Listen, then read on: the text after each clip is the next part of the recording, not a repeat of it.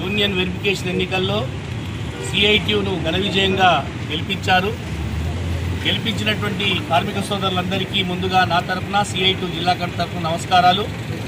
న్యాయం గెలిచింది, ధర్మం గెలిచింది, కార్మిక వర్గం న్యాయంగా ఉన్నారు, నిజాయితీ ఇంకా బతుకుంది అని చెప్పడానికి మీ రాకూల్ ఎన్నికల యొక్క ఫలితాలే నిదర్శనం అని చెప్పి ఖచ్చితంగా నేను చెప్పదలుచుకున్నాను.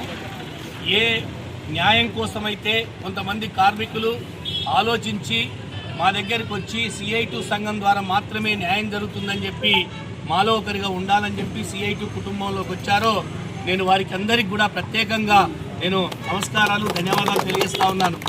ఇవాళ కంపెనీ లోపల ఉన్నటువంటి సమస్యలు మనకు తెలుసు. ఈ కంపెనీలో ఏమేమి మనం పరిష్కారం చేయాల్సినటువంటి అంశాలు ఉన్నాయో కూడా నిన్న గేట్ మీటింగ్ లోపల మాట్లాడాం.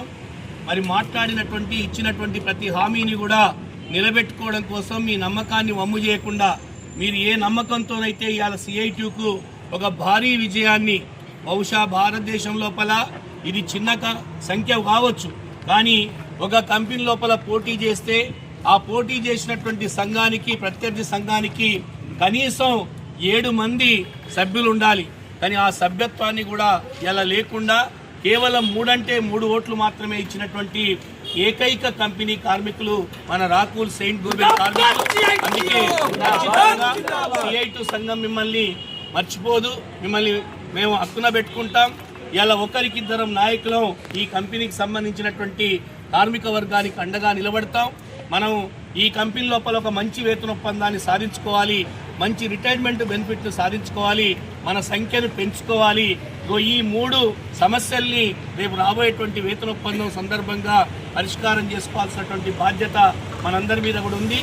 ఏ ఐక్యతనైతే మీరు ప్రదర్శించారో, ఏ పట్టుదలతోనైతే మీరందరూ పనిచేశారో, రాత్రింబగళ్ళు కొంతమంది కార్మికులు ఇలా యూనియన్ నాయకులు కానటువంటి వాళ్ళు కూడా అంతకన్నా ఎక్కువ కూడా పనిచేసినటువంటి వాళ్ళు ఉన్నారు. వారందరికీ మా విజయం లోపల, మన సిఐటియు విజయం లోపల ఈరోజు పాల్గొన్నటువంటి ప్రతి ఒక్కరికి కూడా నేను సిఐటియు తరఫున, నా తరఫున నమస్కారాలు, ధన్యవాదాలు తెలియజేస్తున్నాను. ఈ విజయం కార్మిక వర్గ విజయం. ఇవాళ మీకు ఈ విజయాన్ని సెయింట్ గోబెల్ కార్మికులకే మేము అంకితం చేస్తా ఉన్నాం. మీరిచ్చినటువంటి యొక్క విశ్వాసాన్ని, ఈ బలాన్ని రేపు రాబోయేటువంటి రోజుల్లో వేతన ఒప్పందం సందర్భంగా ఖచ్చితంగా ఈ బలాన్ని ఉపయోగించుకొని యాజమాన్యంతో మీ తరఫున కొట్లాడి మీ సౌకర్యాల్ని, మీ సమస్యల్ని పరిష్కారం చేయడానికి ఒక మంచి వేతన ఒప్పందాన్ని మనం తలెత్తుకొని తిరిగేటట్టు మళ్ళీ కంపెనీ లోపల ఎన్నికలంటూ ఉండొద్దు అని చెప్పేటువంటి పద్ధతులలో అందరం ఒకటే అందరికి కూడా విజ్ఞప్తి చేస్తూ, ఏమైనా మనందరం ఇవాళ ఒకటే గుర్తుపెట్టుకోవాలి. రాబోయేటువంటి రోజులు గడ్డు కాలం. పరిశ్రమల్లో ఇలా చాలా సమస్యలు రాబోతా ఉన్నాయి. కంపెనీ యాజమాన్యంతో వచ్చే సమస్యల కన్నా ప్రభుత్వ విధానాలతో మనకు సమస్యలు వస్తూ ఉన్నాయి. మన హక్కులు పోతా ఉన్నాయి, మన సౌకర్యాలు పోతా ఉన్నాయి. ఈరోజు మన చట్టాలు రద్దయిపోయాయి. అందుకే రేపు ఏప్రిల్ 1వ తారీఖు నాడు దేశవ్యాప్తంగా కార్మిక చట్టాన్ని కాపాడుకోవడం కోసం, కార్మిక హక్కులు పోకుండా ఉండడం కోసం ఇవాళ సిఐటియు ఇతర సంఘాలన్నింటితో కలిపి ఒక ఐక్య పోరాటాన్ని, బ్లాక్ డేని మేము జరపబోతా ఉన్నాం. అంటే రేపు మనం జరపబోయేటువంటిది మన హక్కుల్ని మనం కాపాడుకోవడం కోసం చేసేటువంటి పోరాటం. అందుకే ఇలాంటి సందర్భాల్లో, ఇలాంటి కష్టకాలం లోపల మరి రాకూల్ కార్మికులు ఒక మంచి నిర్ణయం తీసుకొని అందరూ ఐక్యంగా ఉండి మేమంతా ఒక్కటే, కార్మికులంతా ఒక్కటే, కార్మికుల కులం ఒక్కటే, కార్మికులందరూ ఇవాళ ఐక్యంగా ఉంటే ఏదైనా సాధించుకోవచ్చు అని చెప్పేటువంటి ఒక నిజాన్ని మీరు ఈరోజు నిర్భయంగా ముందు పెట్టారు, ఒక ఫలితం రూపంలో ఇచ్చారు.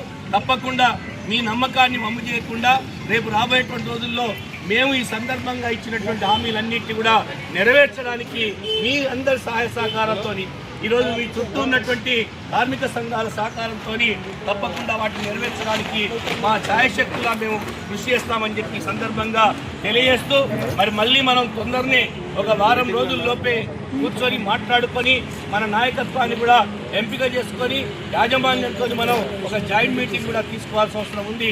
ఎందుకంటే మనం 2-3 ఇష్యూస్ మనకి పెండింగ్ ఉన్నాయి. నిన్న కూడా చెప్పాను నేను, ఆ సమస్యల పరిష్కారం కోసం మేనేజ్మెంట్తో మనం చర్చించాల్సిన అవసరం కూడా ఉంది అని చెప్పి నేను ఈ సందర్భంగా తెలియజేస్తూ, మరోసారి ఈ విజయంలో పాలుపంచుకుంటున్నటువంటి ప్రతి కార్మికునికి, మన సెయింట్ గోబెన్ రాకూల్ కార్మికులకు, అదేవిధంగా రాకూల్ లోపల మంచి విజయం రావాలని చెప్పి కోరుకొని మీ చుట్టూ ఉన్నటువంటి అది మహేంద్ర ఏడీ ప్లాంట్ కావచ్చు, మహేంద్ర ఎండీ ప్లాంట్ కావచ్చు, పిరమిల్ కావచ్చు, సిఐఈ కావచ్చు, ఆల్ఫా కావచ్చు, ఆ కంపెనీల వాళ్ళందరూ కూడా వచ్చి మీకు మద్దతుగా నిలబడ్డారు.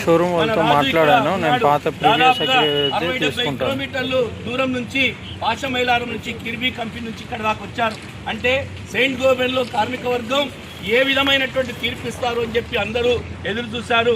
అది వాళ్ళ యొక్క ఆశలకు అనుగుణంగానే CI2 నాయకత్వం, ఇలా CI2 సంఘాల ఆశలకు అనుగుణంగానే మీరు తీర్పిచ్చారు కనుక తప్పకుండా అందరి సహకారం మీకు ఉంటుంది.